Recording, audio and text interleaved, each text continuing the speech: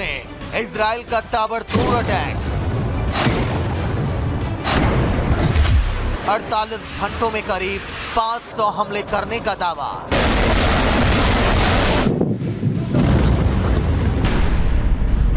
जमीन से लेकर समंदर तक नेतन्याहू ने खत्म की सीरिया की मिलिट्री पावर।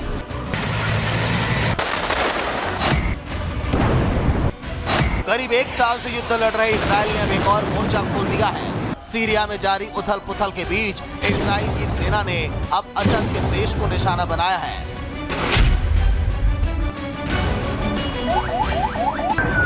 असद सरकार की तख्तापलट और सत्ता पर विद्रोहियों के कब्जे के बाद अचानक इजराइल ने सीरिया में युद्ध का नया फ्रंट खोल दिया है। इजरायली सेना का दावा है कि 48 घंटों में उसने सीरिया में 480 से ज्यादा हमले किए। इजराइल ने सीरियाई सेना के हथियार डिपो, एंटी एयरक्राफ्ट फैसिलिटीज और एयरफोर्स के स्टेशन को निशाना बनाया है। इसके साथ ही सीरिया नेवी के ठिकानों पर भी बम बरसाया गया।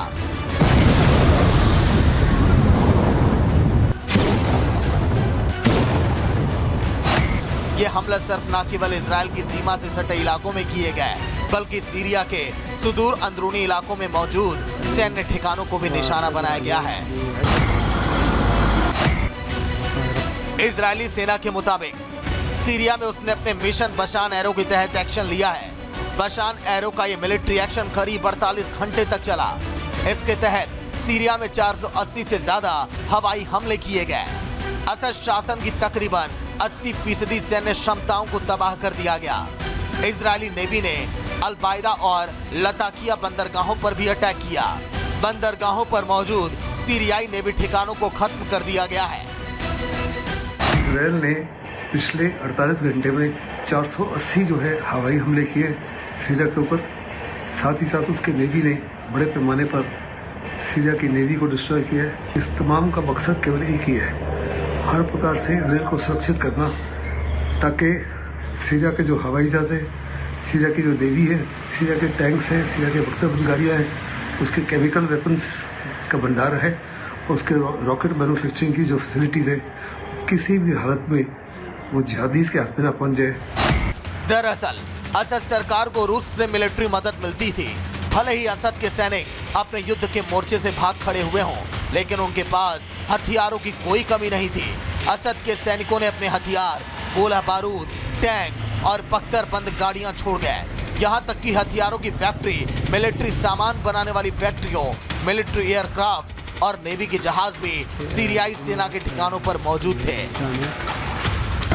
जिनका कोई मालिक नहीं था। माना जा रहा है विद्रोही लड़ाके, ISIS आतंकी और सीरिया में मौजूद हिजबुल्लाह आतंकी भी इन हथियारों को हासिल कर सकते हैं, जिसे रोकने के लिए इजराइल ने फॉरवर्ड एक्शन लेने का फैसला किया, जिसके तहत इजराइल ने सीरिया सेना के छोड़े गए मिलिट्री साजो सामान को अब निशाना बनाया है। आपको बता दें कि बागियों के हमलों के बाद सीरिया में सरकार चला रहे बशर अल असद देश छोड़कर भाग खड़े हुए हैं। सीरिया की सेना भी अपने मिलिट्री ठिकानों को छोड़कर भाग गई थी, जिसके बाद पूरे देश पर विद्रोहियों का कब्जा हो गया, जिसके बाद सीरिया में हालात बेहद खराब हो गए हैं। Bureau report, Republic Bharat. Report के बाद अब आपको दिखाएंगे कि आखिर सीरिया के टुकड़े टुकड़े करने की ठानी किसने है, क्योंकि देश के ज्यादातर इलाकों पर इस समय STS आतंकियों का कब्जा हो चुका है। दक्षिण में मौजूद गोलान पहाड़ी पर इजराइल का कब्जा हो गया है। जो सबसे ऊंची चोटी है वहां पर भी इजराइल ने अपनी धाक कब्जा मा ली है। उत्तर पश्चिम इलाके में तुर्की समर्थन सुन्नी विद्रोह गुट इस समय हावी हो चुका है। वहीं आगे अगर बात करें उत्तर पूर्वी के बड़े हिस्से पर US समर्थित कुर्द फोर्सेस का भी कब्जा है। जमीन से लेकर आसमान तक इस समय सीरिया में त्राहिमाम मचा हुआ है। बड़ी खबर आपको दिखा रहे हैं, बंदरगाहों पर भी किस तरह से कब्जा उसको नष्ट किया जा रहा है सीरिया में। सीरिया के बंदरगाहों से इस समय रूसी युद्धपोत भी निकले हैं, क्योंकि बार बार इजराइल ने और कई देशों ने आरोप लगाया कि रूस ने हमेशा सीरिया की मदद की है जब वहां पर असद का शासनकाल था। देखिए, सीरिया से जो रूसी युद्धपोत निकले हैं और विद्रोही इस समय लगातार दबाव भी बना रहे हैं कि कैसे रूसियों से एक बार फिर तालमेल को बेहतर किया जाए। सीरिया से जुड़ी एक और बड़ी खबर आपको दिखाने जा रहे हैं, जहां पर हमले लगातार जारी हैं। इसी बीच एक और जो तस्वीर निकलकर सामने आई, ताजा हालात पर ईरान की पहली प्रतिक्रिया अब आई है। बड़ा खुलासा ईरान ने किया है। जो दावा किया जा रहा है ईरान की तरफ से, ईरान के सुप्रीम लीडर अली खामेनेई का दावा है। अली खामेनेई अब ये इस समय कह रहे हैं कि ये जो पूरी साजिश है ये अमेरिका की तरफ से की गई है। उनकी प्रतिक्रिया में यह भी कहा गया कि ये पूरी चाल है और इस चाल के तहत सीरिया में इस तरह के हालात पैदा किए गए। सीरिया के मिलिट्री पावर को खत्म किया गया, वहां से असद सरकार का पूरी तरह से खात्मा किया गया और अभी भी वहां पर हर तरफ तबाही का मंजर है। तो अगली कहानी आपको दिखाएंगे सिडनाया में आखिर टेरर कैसे। खौफनाक मंजर, उस जेल की तस्वीर जहां पर दुनिया का कोई भी कैदी जाने से क्यों कतराता रहा।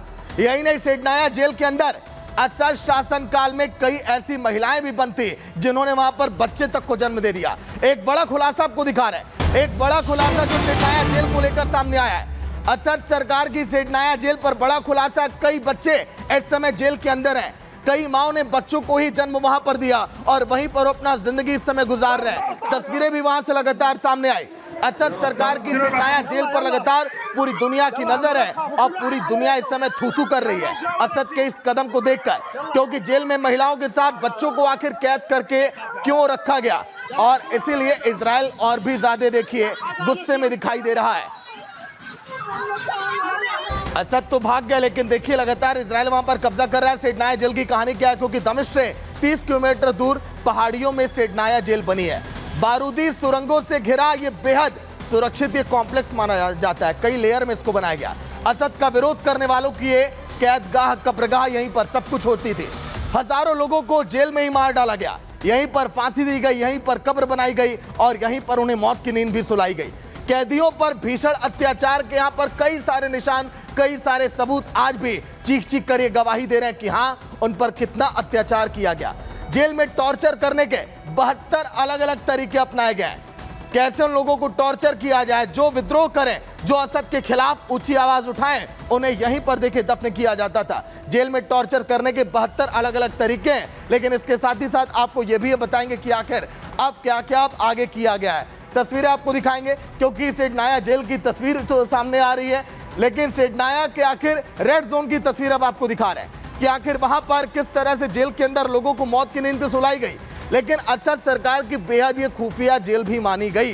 54 सालों के इतिहास में जिसने भी कहा कि असद सरकार हमें पसंद नहीं है, उसको यहीं पर दफना दिया गया, यहीं पर कैद मिली। हजारों लोगों की कैद होने की आशंका है, क्योंकि अभी भी कंप्यूटर से जो ये गेट लॉक हैं उनको तोड़ा जा रहा है, क्योंकि कोड से इस गेट को लॉक किया गया है। विद्रोही रेड विंग की तलाश इस समय कर रहे हैं कि आखिर रेड विंग में कौन कौन है। हमास के आतंकी भी यहीं पर कैद हैं, कई सारे असद समर्थक ऑफिसर इस समय भाग खड़े हुए हैं, क्योंकि अब इन कंप्यूटरीकृत जो दरवाजे हैं इसको खोलने में देखिए काफी लंबा वक्त भी अब लग सकता है। रेड विंग जेल का पता अभी तक किसी को नहीं है। 3 लेयर कई सारे जोन में बनी है असद की खौफनाक जेल, जैसे कहा जाता है मौत की कब्रगाह। यहाँ पर देखिए कैदियों को बचाने के लिए मुहिम चल रही है कि कैसे कैदियों को बाहर निकाला जाए। कई लोग आजाद होकर भी अभी आजाद नहीं है इस जेल के अंदर। रेड विंग में भूखे प्यासे बंद हैं कई राजनीतिक कैदी, जिनको इस समय लगातार निकालने की कोशिश, प्रयास जारी है। वही तस्वीरें अब आपको दिखा रहे हैं जो जेल के अंदर से तस्वीरें सामने आई। देखिए आप जेल की सुरंग से जो तस्वीरें सामने आई और बाहर आते ही कैदी वहां पर किस तरह से काफी खुश है। वो ये बता रहे हैं कि ये दिन उनके लिए कितना बेहतर है, कितना खास है। लोगों ने काफी इंतजार किया।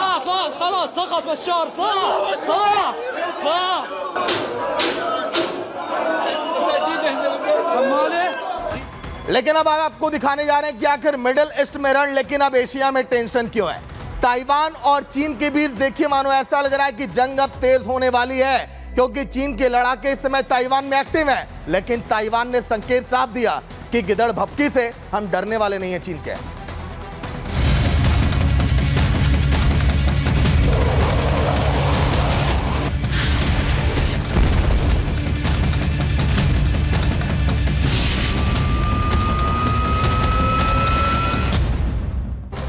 लेकिन अब हम आपको बताएंगे कि आखिर ताइवान ने चीन पर आरोप क्या क्या लगाए, क्योंकि मिडिल ईस्ट में देखिए रण है, एशिया तक टेंशन है। अब ताइवान का चीन पर बड़ा आरोप है कि चीन जो है अपने सैनिकों की संख्या बढ़ा रहा है। लगातार इस समय वो एक्टिव हो चुके हैं, युद्धाभ्यास कर रहे हैं। और चीन पर यह आरोप इसीलिए क्योंकि अभी तक तो युद्ध शांत दिखाई दे रहा था। ताइवान पर बार बार कब्जा करने का प्रयास जो चीन ने किया और अपना हक जताए, एक बार फिर इसी कड़ी में अपने कदम अब बढ़ाने लगाए। युद्ध भड़काने की लगातार चीन कोशिश कर रहा है, ताइवान ने यह भी जिक्र किया। वहीं अगर हम बात करें तो युद्ध आखिर चीन अब चाहता क्यों है? ताइवान का आरोप क्या है? क्योंकि ताइवान सीमा के पास घुसपैठ की लगातार ये कोशिश की जा रही है, लेकिन ताइवान ने कहा कि हमारे लड़ाके इस समय जी जान से लड़ेंगे तैयार हैं। समंदर में अचानक चीन ने अपनी आर्मी भेज दी है ताकि ताइवान के अंदर हलचल बढ़ जाए, ताइवान के लोग परेशान हो जाए। द्वीप के पास 53 चीनी सैन्य विमान भी दिखाई दिए हलचल करते हुए, क्योंकि पिछले 1 सालों में पहली बार है जब इतनी बड़ी तादाद में दिखाई दे रहा है। समंदर में भी 19 वॉरशिप बनाए गए हैं। इन वॉरशिप को ताइवान आने वाले दिनों में नष्ट भी करना चाहता है। मिलिट्री ड्रिल के नाम पर जहाजों की तैनाती की गई है कि आखिर हम इनकी देखिए ड्रिलिंग करा रहे हैं, ये प्रयास कर रहे हैं युद्धाभ्यास का, लेकिन ये जो प्रयास है चीन का कामयाब होने वाला नहीं है। लेकिन आखिर कितना बलवान है अब देखिए ताइवान, ये हम आपको दिखा रहे हैं। कुल 2,15,000 सैनिक इस समय ताइवान के पास है। वहीं इसी कड़ी में आगे अगर देखें तो कुल 2,31,000 रिजर्व सैनिक इस समय ताइवान के पास है इसी कड़ी में। वहीं हथियारों की अगर बात करें तो टैंकों की संख्या 1010, ये काफी है अगर देखा जाए सामना अगर करना है, क्योंकि साथ में देखिए अमेरिका भी खड़ा है ताइवान के। वहीं 19,868 मिलिट्री व्हीकल इस समय ताइवान के पास है। हथियार लगातार अमेरिका मुहैया करा रहा है। वहीं तोपों की संख्या 1120 है। वहीं 300 सेल्फ प्रोपेल्ड देखिए हथियार भी हैं, 223 रॉकेट आर्टिलरी भी है ताइवान के पास, 286 लड़ाकू विमान भी है ताइवान के पास, नेवी के पास 93 पोत हैं। इसके साथ ही साथ 40 पेट्रोल शिप भी हैं ताकि कैसे अन्य हथियारों की सप्लाई की जाए। इसके साथ ही साथ तस्वीरें हम आपको दिखा रहे हैं, सिडनी जेल की तस्वीर आपने देखी। एशिया में आखिर कैसे युद्ध भड़कने की आशंका है, वहीं इजराइल कैसे सीरिया पर लगातार हमले कर रहा है। अगले 24 घंटों में युद्ध के जोन में क्या तस्वीरें सामने आएंगी और युद्ध के मैदान से क्या बड़ी खबर होगी, फिर लेकर हाजिर होंगे हम संग्राम में। आज के लिए केवल इतना ही। नमस्कार।